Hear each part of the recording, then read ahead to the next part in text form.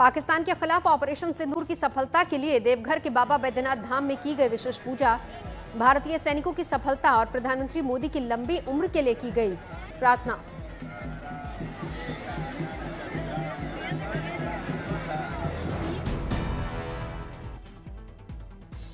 सूरत के दक्षिणमुखी शनि हनुमान मंदिर में शुरू हुआ मां बगलामुखी का यज्ञ। भारतीय सैनिकों को शक्ति देने और पाकिस्तान पर भारत की जीत के लिए प्रार्थना।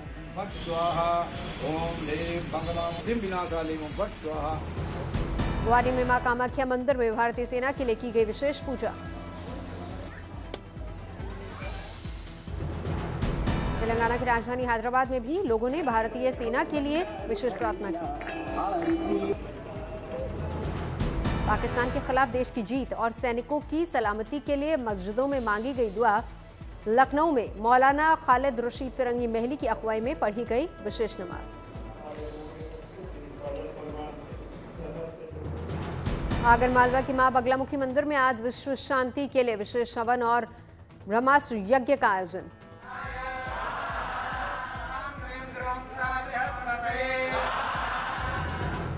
छब्बीस हवन कुंडों पर 121 विद्वान पंडितों ने एक साथ बगलामुखी ब्रह्मास्त्र यज्ञ संपन्न कराया। भारत को आतंकवाद के खिलाफ लड़ाई में विजय दिलाने के लिए प्रार्थना।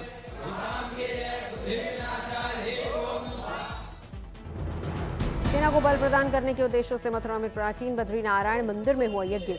आतंकवाद को जड़ से समाप्त करने की ईश्वर से की गई प्रार्थना। दहशतगर्दी के खात्मे सेना और देश की कामयाबी के लिए अदा की गई जुम्मे की नमाज। नमाजियों ने कहा, पाकिस्तान को सबक सिखाना बेहद जरूरी।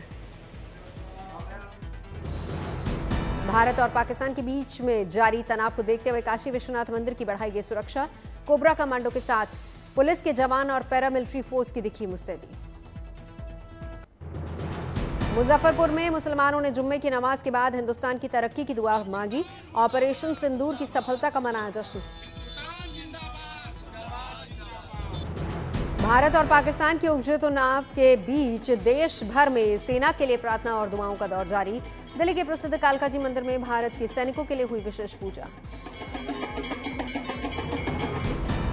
नवगछिया में नेता प्रतिपक्ष तेजस्वी ऑपरेशन सिंदूर को लेकर उनका बड़ा बयान। कहा, प्रधानमंत्री जो करना चाहते हैं हम उनके और भारतीय सेना के साथ खड़े हैं। पक्ष विपक्ष सब एकजुट।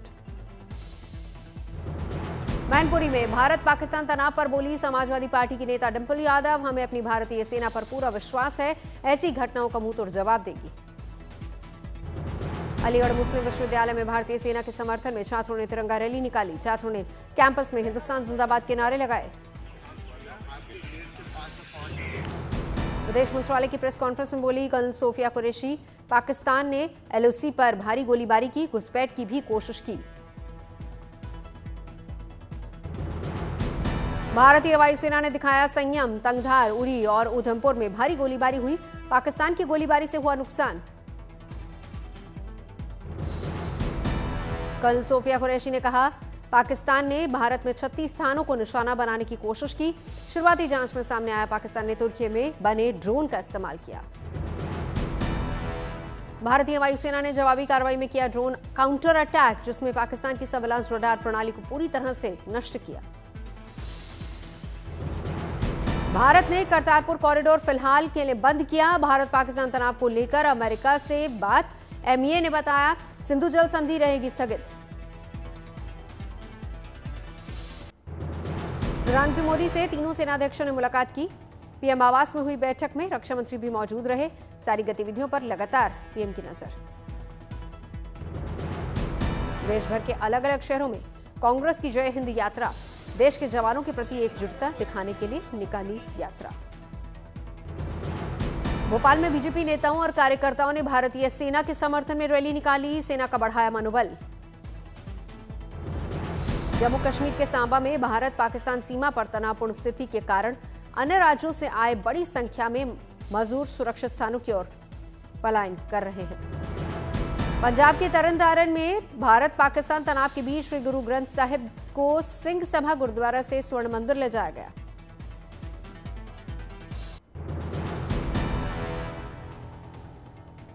दिल्ली की मुख्यमंत्री रेखा गुप्ता ने आपातकालीन स्थितियों की तैयारी के लिए सचिवालय में सभी चिकित्सा अधीक्षकों और दिल्ली के स्वास्थ्य मंत्री पंकज कुमार के साथ बैठक की।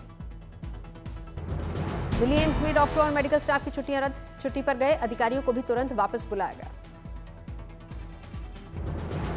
भारत पाकिस्तान तनाव के बीच दिल्ली से सटे नोएडा में रेड अलर्ट। जिला प्रशासन, पुलिस और फायर विभाग की अस्पताल संचालकों संग बैठक।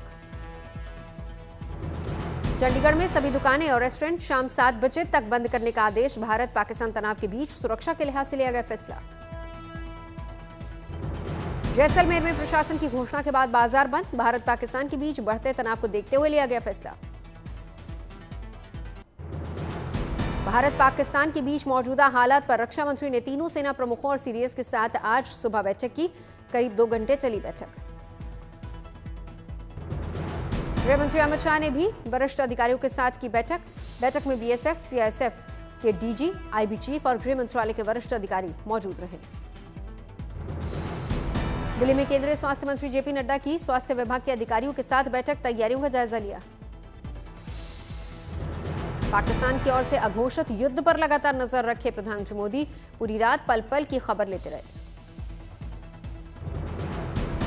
भारत पाकिस्तान तनाव को देखते हुए आईपीएल 1 हफ्ते के लिए स्थगित। बीसीसीआई ने खिलाड़ियों, अधिकारियों और दर्शकों की सुरक्षा को देखते हुए फैसला लिया। भारतीय सेना ने कहा, पाकिस्तान के ड्रोन हमलों को प्रभावी तरीके से किया गया नाकाम। सेना ने बॉर्डर पर पाकिस्तान के सीजफायर उल्लंघन का भी दिया करारा जवाब। भारतीय सेना बोली, देश की संप्रभुता और क्षेत्रीय अखंडता की रक्षा के लिए प्रतिबद्ध। हर नापाक हमले का दिया जाएगा करारा जवाब। भारत ने पाकिस्तान के 300 से ज्यादा ड्रोन हमलों को नाकाम किया। बीती रात पाकिस्तान ने उधमपुर, सांबा, जम्मू, अखनूर, नगरोटा और पठानकोट में स्वॉर्म ड्रोन से हमला किया था। वायुसेना बोली, पाकिस्तान के हमलों के खिलाफ देश का रक्षा कवच बनाए डिफेंस सिस्टम। कॉस, पिशौरा, SAMIR और एडी गन का हुआ इस्तेमाल। हमने हर हमले का संयम और समझदारी से जवाब दिया। भारत के विदेश मंत्री एस जयशंकर ने ब्रिटेन के विदेश मंत्री से फोन पर बात की। आतंकवाद के खिलाफ जीरो टॉलरेंस विषय पर हुई चर्चा।